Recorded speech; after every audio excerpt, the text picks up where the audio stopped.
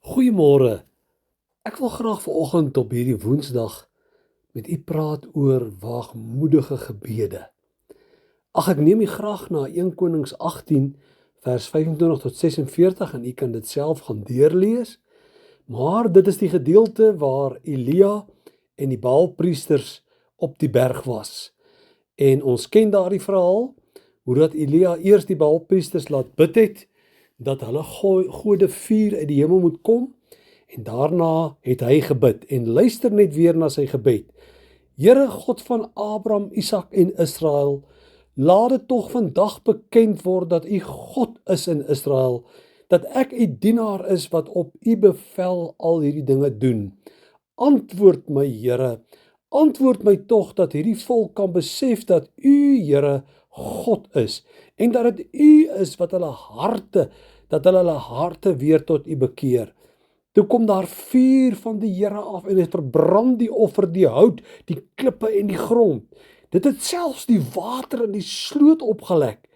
Toe die hele volk dit sien, het hulle op hulle knieë geval en uitgeroep: Die Here is God, die Here is God. U weet, ons het elke dag versoeke wat ons voor die Here bring. Daar is versoeke vir genesing, versoeke vir voorsiening, en u weet self, hoeveel versoeke is daar elke dag wat aangevra word, en in ons eie lewe waaroor ons bid. Nou, as ek na hierdie gebed van Elia kyk, dan dink ek, wat 'n waagmoedige gebed. En dan lees ons in Jakobus 5 vers 17 en 18, Elia was 'n mens net soos ons. En hy het ernstig gebid dat dit nie moes reën nie. En dit het op die aarde vir 3 jaar en 6 maande lank nie gereën nie. En hy het weer gebid en die hemel het reën gegee en die aarde het sy vrug laat uitspreek. 'n Mens net soos ons. Jy weet, ek dink en besef dat baie keer bid ons, maar daar is nie meer werklik 'n verwagting dat die Here hierdie gebede gaan antwoord nie. Dink 'n bietjie ook aan Handelinge 12, daar waar Petrus in die tronk was, en die gemeente sê die woord van die Here het aanhoudend vir hom gebid, terwyl hy in die tronk was, en skielik het 'n engel aan hom verskyn, die boeie losgemaak en vir hom gesê, staan op, kom saam met my.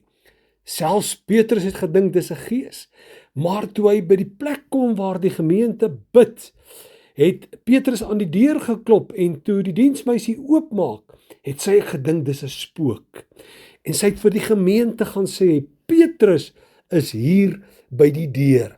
Hulle was verbaas. Hulle het gebid, maar daar was nie werklik ware geloof dat God onmiddellik sou intree nie. Dalk bid ons maar soms net outomaties, oor en oor, dalk selfs dieselfde gebede wat ons soms oor en oor bid.